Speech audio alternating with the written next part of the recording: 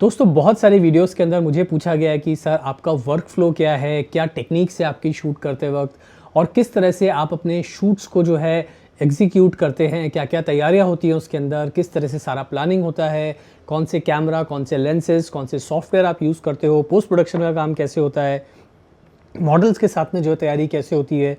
तो ये सारे सीक्रेट्स आप हमारे साथ शेयर कीजिए। तो मैंने सोचा चलिए आज इसके ऊपर ही मैं बात करता हूँ आपके साथ। दोस्तों वैसे कोई सीक्रेट तो नहीं है, लेकिन फिर भी जो मेरा वर्क फ्लो है, मेरा जो वर्किंग स्टाइल है, वो आज मैं आपके साथ में पूरा शेयर करने वाला हूँ। तो इस वीडियो को आप सब लोग एंड तक जरूर देखिए, उम्मीद है इससे शायद आपको कुछ हेल्प मिले। So welcome back to my channel friends, this is Manish Saxena. शुरू करते हैं।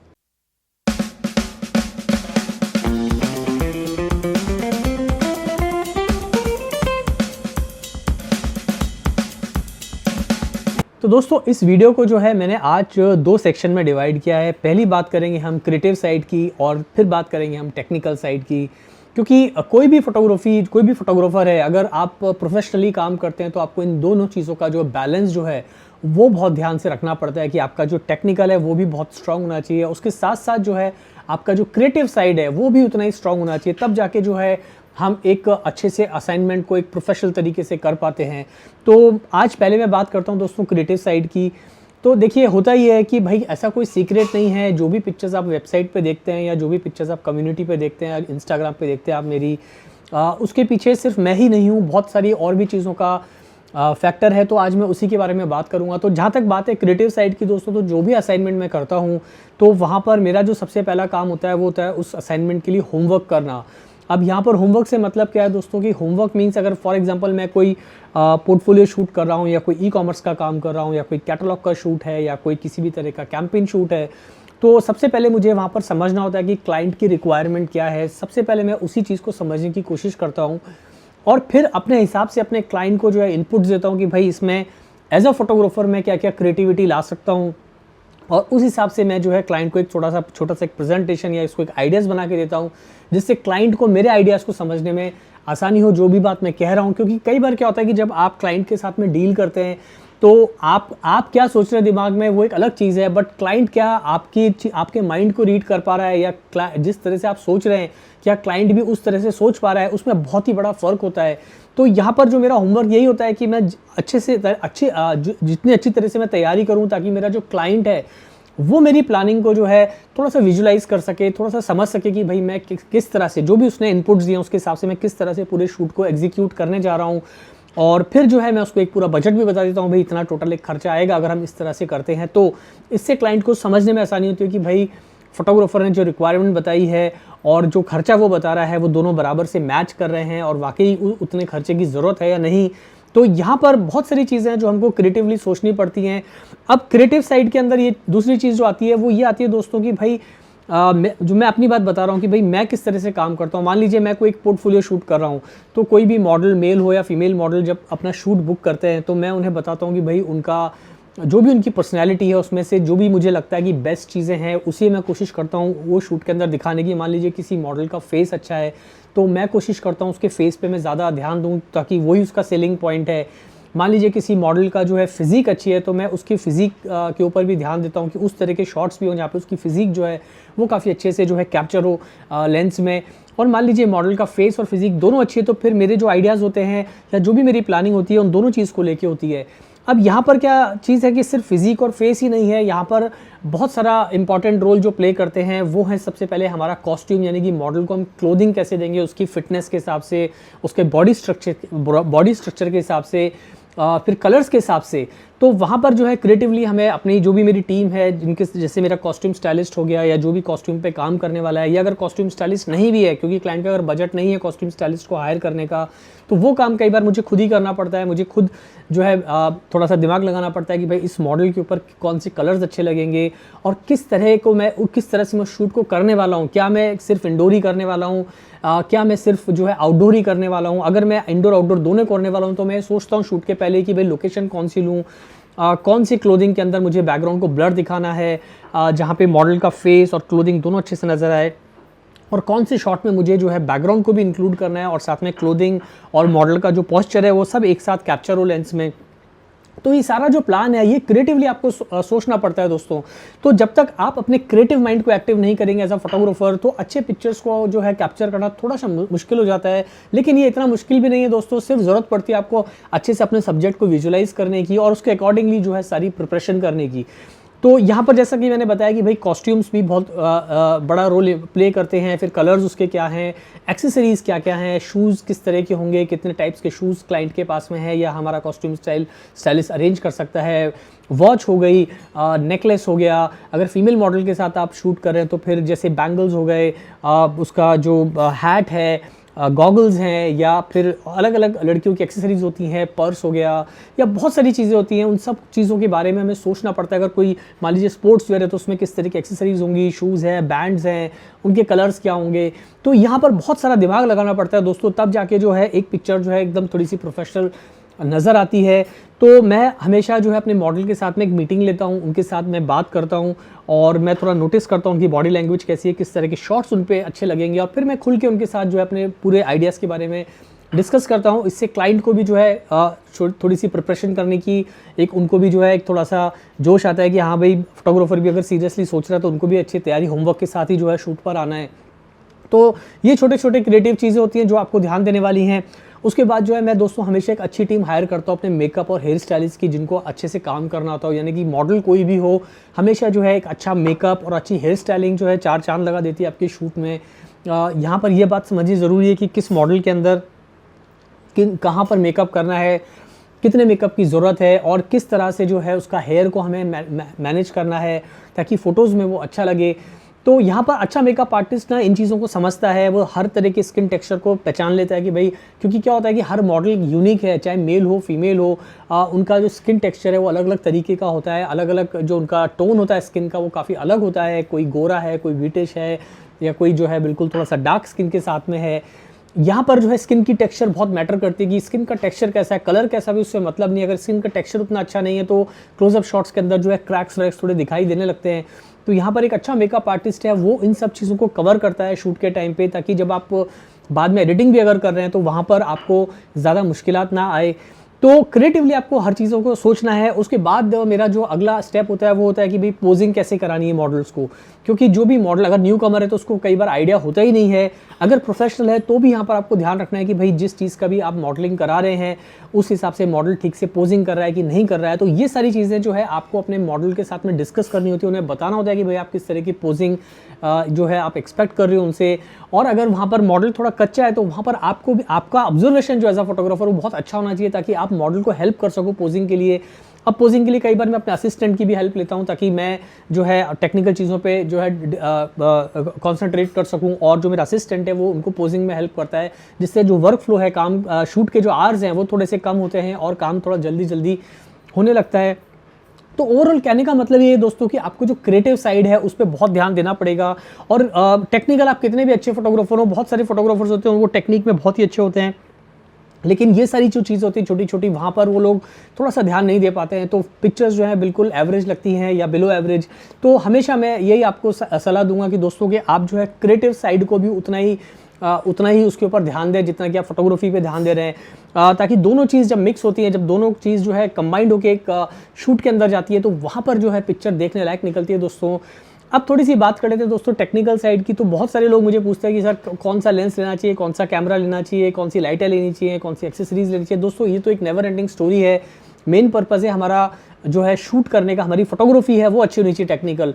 यहाँ पर कैमरा लेंसेज ज़रूर मैटर करते हैं, लेकिन इतना भी मैटर नहीं करते जितना आप लोग उसको लेके टेंशन में रहते हो। ज़रूर आपके पास में जो है कुछ अच्छे कैमरा या कुछ अच्छे लेंसेज होना चाहिए।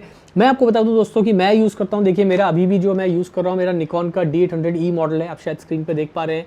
ये मेरा अभी तक मैं इसको यूज़ कर रहा हूँ, 36.3 मेगापिक्सल का कैमरा है, और ये मेरा जो है अभी मैं इसको कुछ 6-7 साल से यूज़ कर रहा हूँ। Still it is giving me good results. तो आई डोंट मुझे लगा नहीं कि भाई मुझे नया कैमरा लेना चाहिए। हालांकि मेरा मन होता है कि अब थोड़ी बहुत टेक्नोलॉजी चेंज हो रही है तो मैं थोड़ा नया ले लूँ, बट स्टिल मेरा काम इस पर चल जाता है। मैं उतनी अच्छी पिक्चर्स पे निकाल पाता हूँ जितना कि अगर मैं कोई नया मॉडल लेता तो उतना पैसा खर्च करने से अच्छा जब तक ये चल रहा है इसको चलाएंगे, और फिर कभी मूड होगा तो चेंज कर लेंगे। तो ये तो मेरा दोस्तों कैमरा है।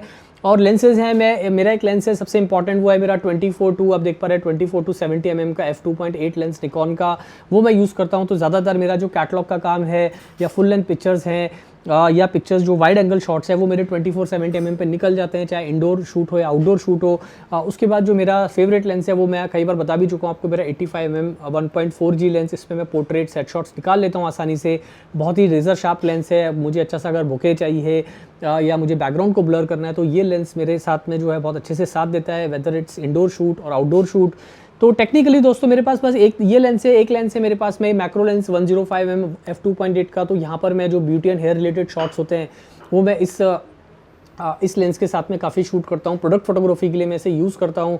और कई बार दोस्तों मेरा मूड होता है तो मैं कई बार इसे फुल लेंथ पिक्चर्स भी निकालता हूँ, थोड़ा सा दूर जाना पड़ता है, but this is a very very good lens और बहुत एक्सपेंसिव नहीं है, तो ये भी मैं यूज़ कर लेता हूँ। और फिर उसके अलावा दोस्तों मेरे पास में है एक बहुत ही मेरा पुराना ओल्ड लेंस जो मैं आज तक यूज़ कर रहा हूँ, 80-200 का आप देख पा रहे हैं, f2.8 निकॉन का, और ये भी मैं यूज़ करता हूँ अपनी फोटोग्राफी के लिए। तो यहाँ पर मेरे पास में अगर आप देखेंगे तो दोस्तों मेरे पास 24 से लेकर 200 mm तक की फोकल लेंथ अवेलेबल है, तो मेरा सारा काम जो है इस पर हो जाता है। अब मैं आपको ये नहीं कहूँगा कि भाई आप लोग भी सारा खरीद लीजिए, बट जो भी जितना भी आपके पास में बजट है, आई विल सजेस्ट कि एक 50 mm का 85 mm का लेंस आप ज़रूर खरीद लीजिए, प्राइम लेंस, तो काफ़ी सारा काम उसमें निपट जाता है आपका। तो और प्राइम लेंस होने की वजह से जो है आपको इमेज क्वालिटी भी अच्छी मिलेगी। सो टेक्निकल साइड के अंदर कैमरा लेंस की बात तो ये हो गई। दूसरी टेक्निकल साइड है दोस्तों मेरा लाइटिंग गियर, जिसे मैं बहुत ही इंपॉर्टेंट मानता हूँ, वहाँ पे मैंने ज़रूर खर्चा किया। तो मेरे पास में दोस्तों मैं अभी तो घर बैठा हूँ, वीडियोस बना रहा हूँ, लेकिन अगर आपने मेरे वीडियोस देखे होंगे जहाँ मैंने स्टूडियो में काम करा, तो मैं यूज़ कर रहा हूँ दोस्तों अपनी प्रो फोटो की लाइटिंग गियर्स, और मेरे पास कुछ इसका गॉडॉक्स की भी है। तो प्रो फोटो जैसे कि आप जानते हैं एक प्रीमियम ब्रांड है, मैं उसे यूज़ करता हूँ, और वो इसलिए कि क्योंकि दोस्तों मेरे हिसाब से मेरा हमेशा से ही मानना है कि lighting is everything in photography, तो वहाँ पर मैं जो कॉम्प्रोमाइज़ नहीं करता हूँ अपने लाइटिंग गियर्स के साथ में। And even Godox is very good lighting gear, off camera flash मेरा गॉडॉक्स का है, तो मैं वो यूज़ करता हूँ इंडोर और आउटडोर दोनों के लिए। तो यहाँ पर लाइटिंग गियर्स में मैंने काफ़ी सारा पैसा डाला है, एक्सेसरीज़ में वो सब मैंने लिया है, क्योंकि मैं एक पूरा प्रोफेशनली स्टूडियो रन करता हूँ, वहाँ जिस तरह की रिक्वायरमेंट है उस हिसाब से मैंने उसमें इन्वेस्टमेंट किया है। तो वो चीज़ें जो हैं मेरे लिए काफ़ी मैटर करती हैं। अगर लाइट सोर्स अच्छा है तो काफ़ी चीज़ें जो आसान हो जाती हैं। उसके अलावा मेरे पास ब्यूटी डिश हैं 2, और कुछ ऑक्टाज एंड पैराबोलिक सॉफ्ट बॉक्स है, ग्रिड्स हैं, इस तरह की छोटी छोटी एक्सेस 5-in-1 रिफ्लेक्टर है। तो ये छोटी छोटी एक्सेसरीज, लाइट शेपिंग टूल्स हैं, वो मैं यूज़ करता हूँ। अब टेक्निक की बात करें दोस्तों, तो यहाँ पर मेरा जब भी सारा जो क्रिएटिव मेरा होमवर्क होता है उसके बाद मैं टेक्निकल चीज़ें उसमें क्या क्या ध्यान देता हूँ वो मैं आपके साथ थोड़ा सा बता देता हूँ। दोस्तों मैं हमेशा कोशिश करता हूँ कि मेरी जो लाइट की प्लानिंग है, अगर हेडशॉट लेना है, क्लोजअप शॉट लेना है, चाहे पोर्ट्रेट लेना हो, 3/4 लेना हो, या फुल लेंथ पिक्चर्स लेनी हो, तो वहाँ पर मैं हमेशा अपने लाइट प्लान को पहले जो है उसको प्लान कर लेता हूँ कि भाई फुल लेंथ पिक्चर तो उसका लाइट का प्लानिंग इस तरह से होगी, यानी कि लाइट ऐसे ऐसे लगेगी, इस तरह से फेस पे जाएगी, इस तरह से लाइट मैं थ्रो करूँगा। फिर मैं जो एक्सपोजर मीटर है उससे मीटर कर लेता हूँ कि भाई मेरा अपर्चर कितना आ रहा है, ताकि पिक्चर मुझे टैक शार्प मिले। ये मैं इसलिए करता हूँ दोस्तों ताकि जो लाइटिंग है वो मैं उसका मैक्सिमम बेनिफिट ले सकूँ। और जब लाइटिंग आपकी अच्छी होती है तो आपका जो सब्जेक्ट है वो बहुत ही खूबसूरत निकल के आता है। उस पर अगर आपने अच्छे लेंसेज यूज़ किए हैं तो सोने पे सुहागा, वहाँ पर आपको लगता है कि हाँ आपकी सारी मेहनत जो है सफल हुई है। इसी तरह से जब मैं आउटडोर में काम करता हूँ तो वहाँ पर भी जो है लाइटिंग का या शूटिंग आवर्स का मैं बहुत ध्यान रखता हूँ। कोशिश मैं हमेशा ये करता हूँ आउटडोर में कि अर्ली मॉर्निंग शूट करूँ, यानी कि 10 बजे के पहले पहले जब लाइट जो है थोड़ी सी सॉफ्ट होती है, और अगर मैं नेचुरल लाइट में शूट कर रहा हूँ तो वहाँ पर थोड़ी सी हेल्प मिलती है। और शाम के टाइम में कोशिश करता हूँ जब वो गोल्डन आवर होता है अपना 4 बजे से लेके जो 6 बजे तक की लाइट होती है वो भी थोड़ी सी सॉफ्ट लाइट होती है, जाती हुई लाइट, तो वहाँ पर भी मैं कोशिश करता हूँ उस टाइम भी शूट करने की। I generally avoid shooting between 12 to 4, लेकिन अगर कई बार ऐसा मौका नहीं होता, क्लाइंट की डिमांड है, टाइम नहीं होता, तो फिर मैं जो है अपने ऑफ कैमरा फ्लैश को भी कैरी करता हूँ साथ में, और वहाँ पर कोशिश करता हूँ कि मैं सन को और पार करूँ और बिल्कुल एक स्टूडियो जैसा इफेक्ट या एक शाम का या सुबह जैसा इफेक्ट क्रिएट कर पाऊँ दोपहर की लाइटिंग में भी। तो ये बहुत सारी टेक्निक होती हैं, इसके ऊपर मैं वीडियोस बना चुका हूँ, आप देख लीजिए मेरी प्लेलिस्ट में जाके, जहाँ हमने इसके ऊपर हाई स्पीड सिंक पे भी कुछ वीडियोस बनाए हैं, और आउटडोर के अंदर किस तरह से शूट करते हैं उस पर भी मैंने काफ़ी सारे वीडियोस बनाए हैं। तो टेक्निकल साइड यही होती है दोस्तों कि भाई मैं अपनी टेक्निक को जो है उस पर मैं काफ़ी ध्यान देता हूँ। लाइट को फाइन ट्यून करने में मैं थोड़ा टाइम लगाता हूँ, और एक बार अगर लाइट अच्छे से फाइन ट्यून हो गई, और जब मुझे कुछ टेस्ट शॉट्स में लेता हूँ हमेशा, ये भी मैं आपको बता दूँ कि भाई मान लीजिए एक हेडशॉट ले रहा हूँ तो मैं कम से कम 10 टेस्ट शॉट्स लेता हूँ, ताकि मैं अपनी लाइट को चेक कर सकूँ कैसी आ रही है। और जैसे ही मुझे लाइट परफेक्ट मिलती है फिर उसी लाइटिंग के ऊपर जो है मैं कंटिन्यू करता हूँ शूट को करना, ताकि बाकी का टाइम जो है वो मुझे सिर्फ अपना क्रिएटिविटी पे ही ध्यान देना है, ताकि मुझे अच्छे शॉट्स मिले। लेकिन अगर मैं 15-20 मिनट लाइटिंग को फाइन ट्यून करने में लगा रहा हूँ तो वहाँ पर उसका बेनिफिट ये मिलता है कि मुझे बाकी की शॉट्स में जो लाइट है वो एकदम परफेक्ट मिलती है। बहुत सारे बिगनर फोटोग्राफर्स या कई बार मैं जब वर्कशॉप देता हूँ तो मैं नोट करता हूँ कि जो नए फोटोग्राफर्स हैं वो लाइटिंग को के ऊपर इतना ध्यान नहीं देते, भाई लाइट लगा दी तो लगा दी, फिर अपने हिसाब से जो है वो थोड़ा एक्सपोजर ट्रायंगल के साथ करते हैं। बट हमेशा मेरा तो राय यही है कि आप कोई भी शॉट लें, अपने लाइट प्लान को ठीक से अप्लाई करें उस शॉट के लिए, और उसके टेस्ट शॉट्स आप जो है ज़रूर लें, जिससे आपको पता चलेगा कि लाइटिंग में आप कहाँ गलती कर रहे हैं। दूसरी चीज़ दोस्तों, मैं हमेशा टेदर शूटिंग करता हूँ, स्टूडियो में हूँ चाहे मैं बाहर शूट कर रहा हूँ, ज़्यादातर मैं हमेशा टेदर शूटिंग करता हूँ। टेदर शूटिंग के ऊपर मैंने वीडियोस बनाए हैं, आप देख लीजिएगा। लेकिन मैं आपको छोटा सा समझा देता हूँ कि भाई मैं अपने कैमरा को अपने लैपटॉप के साथ थ्रू सॉफ्टवेयर, चाहे वो कैप्चर वन प्रो हो या लाइटरूम हो, मैं उसके साथ में जो है कनेक्ट कर लेता हूँ, जिससे कि मैं बड़े स्क्रीन के ऊपर अपने शॉट को देख पाऊँ। बड़े स्क्रीन पे शॉट देखने से बेनिफिट ये मिलता है कि अगर मेरी लाइटिंग में कुछ मिस्टेक है तो मुझे बड़े स्क्रीन पे दिखाई दे जाती है कि भाई यहाँ पर मैंने अपनी लाइट के अंदर जो है गलतियाँ की हैं, मेरी लाइटिंग में ये प्रॉब्लम है, तो मैं उसे करेक्ट कर लेता हूँ। और इस वजह से मेरा जो शटर काउंट है कैमरा का वो भी थोड़ा सा सेव होता है, क्योंकि अगर मैंने एक शॉट लिया और उसी में लाइटिंग में प्रॉब्लम दिख रहा है तो मैं थोड़ा थोड़ा करेक्ट करता हूँ। और फिर टेदर शूटिंग में बेनिफिट होता है कि आपको फालतू के 20-25 शॉट लेने की ज़रूरत नहीं है, आपने 4-5 शॉट लिए, वहीं पे आप लाइटिंग को करेक्ट कर लेते हो और आपका जो है शटर काउंट है वो भी आपका लाइफ बढ़ती है आपके कैमरा की। और बड़े पिक्चर्स में आप हर चीज़ देख पाते हो कि मॉडल की बॉडी लैंग्वेज कैसी आ रही है, आपकी लाइटिंग किस तरह से जा रही है, या आपने जो पूरा शॉट डिज़ाइन किया है वहाँ पे कुछ मिसिंग तो नहीं है, तो वो सारे करेक्शंस आप कर पाते हैं। So this is basically my working style दोस्तों, इसमें कुछ भी नया नहीं है, बट फिर भी मुझे काफ़ी बार पूछा गया तो मैंने सोचा आपको मैं थोड़ा सा बता दूँ आज। और आज मुझे समझ भी नहीं रहा था कि किस टॉपिक पर वीडियो बनाऊँ, तो मैंने सोचा कि भाई आज इसी पर बात करता हूँ, क्योंकि ये भी एक काफ़ी इंपॉर्टेंट चीज़ है।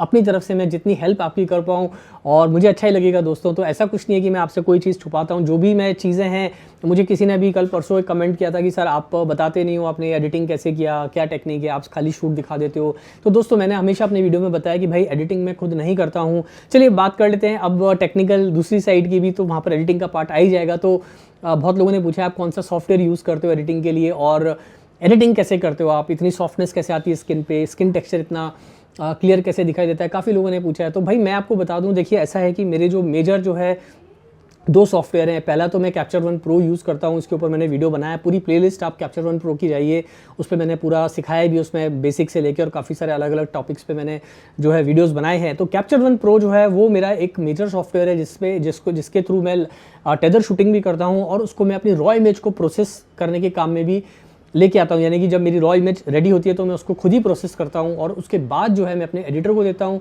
उसके अलावा दोस्तों मैं फोटोशॉप भी यूज़ करता हूँ एडिटिंग के लिए। हालांकि मेरे पास अब उतना टाइम नहीं हो पाता कि मैं खुद बैठ के सारी पिक्चर्स को एडिट करूँ, तो जनरली मेरा जो एडिटर है वो ही मेरा पोस्ट प्रोडक्शन का काम देखता है, लेकिन प्रोसेसिंग जो है वो मैं खुद अपने हाथों से करता हूँ, ताकि इमेज के ऊपर मेरा पूरा कमांड रहे।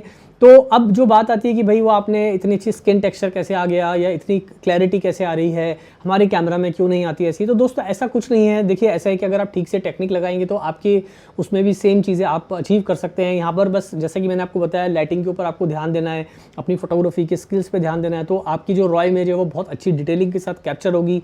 और एक बार आपकी रॉ इमेज अच्छी डिटेलिंग के साथ कैप्चर हो गई और आप उसको प्रोसेस करना ठीक गए ठीक से कैप्चर वन प्रो में, लाइट रूम के अंदर, तो आप जो है उसको फिर अपने एडिटर को दीजिए और अच्छा एडिटर हायर कीजिए। जनरली मैं चलिए आपको टेक्निक भी बता देता हूँ। देखिए जो अच्छी स्किन आप देखते हैं, सॉफ्ट स्किन, 2 टेक्निक हम लोग यूज़ करते हैं। एक कहलाती है फ्रीक्वेंसी सेपरेशन और दूसरी कहलाती है dodge and burn. Dodge and burn जो टेक्निक है वो बहुत ही टाइम कंज्यूमिंग है, यानी कि एक इमेज के ऊपर बिलीव मी कम से कम 6 से 8 घंटे लगते हैं। अगर वो बहुत अच्छे से कैप्चर की गई है तो भी 6 से 8 घंटा लगता है। काफ़ी लोगों को विश्वास नहीं होगा, बट इतना टाइम लगता ही है। तो वो थोड़ा सा टाइम कंज्यूमिंग होता है। ज़्यादातर जब हम कमर्शियल्स करते हैं जहाँ पे स्किन का ब्यूटी एंड हेयर फोटोग्राफी दिखानी होती है, तो हम उस टेक्निक का यूज़ करते हैं। और जो रेगुलर फोटो शूट्स रहते हैं, जैसे कि पोर्टफोलियो शूट है, रेगुलर जो ज्वेलरी शूट हो गए, ई कॉमर्स शूट हो गए, तो वहाँ जो यूज़ करते हैं हम लोग फ्रीक्वेंसी सेपरेशन। और ये मैं खुद नहीं करता हूँ, मेरा एडिटर करता है। और ये टेक्निक भी बहुत ही as good as dodge and burn जैसी टेक्निक है, लेकिन इसके जो आउटपुट है वो काफ़ी अच्छा मिलता है। तो अगर आपको देखना है कि भाई अच्छी जो स्किन टेक्सचर, अच्छी क्लैरिटी कैसे आ रही है, आपने इतने अच्छे से मैनेज कैसे किया कलर्स को, तो भाई ये 2 टेक्निक आप भी सीख लीजिएगा। इस पर बहुत सारे आपको ट्यूटोरियल्स मिल जाएंगे। तो मैं आपसे कुछ भी हाइड करने की कोशिश नहीं कर रहा हूं, क्योंकि बहुत सारे लोग नीचे कमेंट्स करते हैं। मैं हर कमेंट का दोस्तों जवाब नहीं दे पाता हूं, क्योंकि दिन भर कमेंट्स आते रहते हैं, तो प्रैक्टिकली पॉसिबल नहीं होता। मैं पढ़ता ज़रूर और कई बार मैं रिप्लाई भी करता हूं दोस्तों की, जब आप लिखते हैं तो जैसे ही मैं खाली बैठा हूं तो कुछ भी तो मैं रिप्लाई करने की हमेशा कोशिश करता हूँ। तो आप ये शिकायत नहीं कर सकते कि मैं रिप्लाई नहीं करता हूँ, मैं रिप्लाई करता हूँ दोस्तों, लेकिन सबको रिप्लाई करना थोड़ा सा मुश्किल हो जाता है। इसीलिए मैंने एक वीडियो बनाया है, ताकि मैं इसके अंदर काफ़ी सारी चीज़ें जो आपको खुल के बता दूँ। तो दोस्तों ये मेरा एक वर्किंग स्टाइल है कि भाई क्रिएटिव साइड पर को ध्यान रखना, दूसरी चीज़ आ गई आपकी टेक्निकल साइड। तो ये 2 चीज़ आप पकड़ के चलिए और आप देखेंगे कि आपकी फोटोग्राफी जो है बिल्कुल नेक्स्ट लेवल पे ज़रूर आएगी और आप धीरे धीरे प्रोफेशनल फोटोग्राफर बनते जाएंगे। अब यहाँ पर दोस्तों मैं एक चीज़ और आपसे कहना चाहूँगा कि भाई बहुत सारे लोग जो है वो ये सोचते हैं कि ये बहुत ही इजी काम है, बहुत जल्दी से हो जाएगा अगर हम ये चीज़ अप्लाई कर देंगे। तो देखिए यहाँ पर मैं आपको 2 चीज़ें बताना चाहूँगा कि पहली चीज़ तो ये दोस्तों कि अपने शॉट्स को लेके इमेजिनेशन जो है ना वो फोटोग्राफी में बहुत इंपॉर्टेंट चीज़ होती है। वो हमारे कैमरा और लेंस से, चाहे कैमरा आप यूज़ कर रहे हैं, चाहे कितना भी अच्छा लेंस यूज़ कर रहे हैं, उससे नहीं आती है। वो जो इमेजिनेशन है वो आपको यहाँ से आएगी। तो उस इमेजिनेशन को जो है ना आपको एज अ फोटोग्राफर की आपको अपने शॉट्स को इमेजिन करना, उसको सबसे अच्छा तरीका है दोस्तों कि आप दुनिया के जो बेहतरीन फोटोग्राफर्स हैं, आप गूगल पे जाइए, वहाँ टाइप कीजिए world's top 10 best fashion photographers या वेडिंग फोटोग्राफर्स या वाइल्ड लाइफ फोटोग्राफर्स, और वहाँ उनकी वेबसाइट को आप ब्राउज कीजिए, उन्हें देखिए कि उन्होंने कितनी फिनिश के साथ इमेजेस निकाली हैं। उससे क्या होगा कि आपकी भी जो इमेजिनेशन है ना वो फोटोज़ को देख के कम से कम आपकी इमेजिनेशन वहाँ तक तो जाएगी। और फिर आप इमेजिन किए कैसे उन्होंने इस तरह के शॉट्स को लिया होगा, कितनी तैयारी की होगी। इससे आपको हेल्प ये मिलेगी कि आपका सोचने समझने की शक्ति जो है ना वो आपकी इंप्रूव होगी। हमारा ज़्यादातर कंसंट्रेशन होता है कि हम अच्छा कैमरा खरीद लें, अच्छे लेंस खरीद लें, अच्छी लाइटिंग खरीद लें, महंगी गियर्स खरीद लें। दोस्तों इससे हम अच्छी फोटोग्राफी नहीं कर सकते। हम अच्छी फोटोग्राफी तभी कर पाएंगे जब हमारा इमेजिनेशन भी उतना ही अच्छा होगा, उसी लेवल का होगा। तो अपने शॉट्स के ऊपर जो है होमवर्क करना बहुत ज़रूरी है। तो मैंने बहुत सिंपल तरीका बताया भाई, आप एक तो क्रिएटिव साइड में डिवाइड कर लीजिए अपने काम को, और एक टेक्निकल साइड में। जब आप क्रिएटिव साइड की बात करेंगे तो जो चीज़ें मैंने बताई आप बिल्कुल उसको उसी तरह से फॉलो करते जाइए। Makeup, hair styling, costume styling, colours, backgrounds, back rolls किस तरह की यूज़ करना है, how many lights do you want to use for that particular shoot, 1 single light source, 3 light source और 2 लाइट सोर्स, कोई फ़र्क नहीं पड़ता दोस्तों। अगर लाइट सोर्स, एक भी लाइट सोर्स यूज़ कर रहे हो उससे भी आप कमाल की पिक्चर्स निकाल सकते हो। मैंने काफ़ी सारे वीडियोस बनाए 1 लाइट सोर्स के ऊपर। तो ऐसा नहीं है कि 4 लाइट लगाओगे तो ज़्यादा अच्छी पिक्चर आएगी। ज़रूरत यह है कि आप उस लाइट को यूज़ कैसे कर रहे हो, दैट्स मेक्स द डिफरेंस। तो अगर आप अच्छे से यूज़ करेंगे अपनी लाइटिंग को तो बहुत अच्छी पिक्चर्स निकाल पाएंगे दोस्तों। उम्मीद है इस वीडियो से दोस्तों आपको थोड़ी सी हेल्प मिली होगी और आपको थोड़ा सा पता चला होगा कि भाई मेरा वर्क स्टाइल कैसा, और मेरा ही नहीं सभी प्रोफेशनल फोटोग्राफर ऐसे ही काम करते हैं। और थोड़ी बहुत चीज़ें अगर रह गई हो दोस्तों तो कमेंट में मुझे आप करके बताना, तो मैं अगली बार उसको वीडियो में ऐड करने की कोशिश करूँगा। तो आज के लिए इतना ही रखते हैं दोस्तों, और वीडियो अच्छा लगा तो जल्दी से कर दो इसे लाइक, और चैनल सब्सक्राइब नहीं किया है तो चैनल को कर दो जल्दी से सब्सक्राइब। इसी तरह की photography tips and tricks tutorial देखने के लिए जल्दी मिलते हैं फिर नए वीडियो के साथ। Thanks for watching.